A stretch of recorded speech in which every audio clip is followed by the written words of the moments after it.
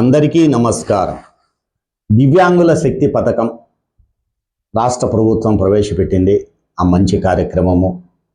ఎందుకంటే దివ్యాంగుల ఆత్మగౌరవము పెంచేందుకు బస్సులో ఫ్రీగా వెళ్ళేందుకు సౌకర్యంగా, ఆ బస్సులు కూడా వాళ్ళు ఏ బస్సులు ఎక్కాలంటే ఏమంటే ఎక్కేదే కాదు, కొన్ని బస్సులే లిమిటెడ్గా ఇచ్చారు.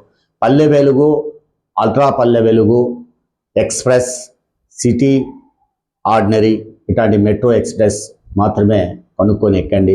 పొరపాటున మీరు హైటెక్ బస్సులు కానీ ఇవి ఎక్కినారంటే టికెట్ కొడతారు. ఇది కంపల్సరీ గుర్తుపెట్టుకోండి. ఇంకోతూరు చెప్తాను, పల్లె వెలుగు ఎక్స్ప్రెస్లకే ఎక్కువగా ప్రాధాన్యత ఇవ్వండి. ఎందుకంటే అల్ట్రా పల్లె వెలుగు ఉంటే ఎక్కండి, సిటీ ఆర్డినరీ ఏమన్నా ఉన్నా అనుకూలం ఉన్న చోట ఎక్కండి. మెట్రో ఎక్స్ప్రెస్లు మాత్రమే కొద్దిగా ఎక్కండి. ఈ మెట్రో ఎక్స్ప్రెస్ మనకి ఇక్కడ తక్కువ అనుకుంటా, హైదరాబాద్ అక్కడ ఉంటాయి. కాబట్టి ఈ దృష్టిలో పెట్టుకొని దివ్యాంగులకు రాష్ట్ర ప్రభుత్వం మంచి చేయూత వాళ్ళకు ఇచ్చినట్టు అయింది. వాళ్ళకు భరోసాగా నిలబడినారు. ఒక్కొక్క దివ్యాంగులకు 6,000 రూపాయలు ఇస్తుంది రాష్ట్ర ప్రభుత్వము. అదేవిధంగా తీవ్రంగా ఆరోగ్య సమస్యలతో ఉన్న వారికి 10,000 రూపాయలు పెన్షన్ ఇస్తుంది. మూడోది, మంచానికే పరిమితమైపోయినటువంటి దివ్యాంగులు ఎవరైనా కానీ ఉంటే దివ్యాంగులకు 15,000 రూపాయలు ఇస్తుంది.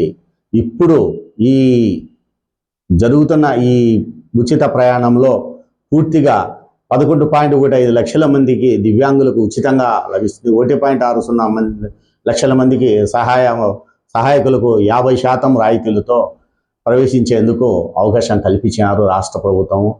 రాష్ట్ర ప్రభుత్వం ప్రవేశపెట్టిన దివ్యాంగుల శక్తి పథకము చాలా హర్షదాయకము, హర్షించాల్సిన విషయము. ముఖ్యమంత్రి వర్యులు ఇట్లా మంచి కార్యక్రమాలు తీసుకుంటూ ఆయన వెళ్తున్నందుకు చాలా సంతోషంగా ఉంది. ఉగాది రోజున ఆయన ఆరోగ్య అష్టైశ్వర్యాలతో ఉంటూ బాగుండాలని, 10 కాలాల పాటు చల్లగొండి 100 ఏళ్ళు ఉండాలని కోరుకుంటూ ఇట్లు బోనంశెట్టి వెంకటేశ్వర ప్రసాద్.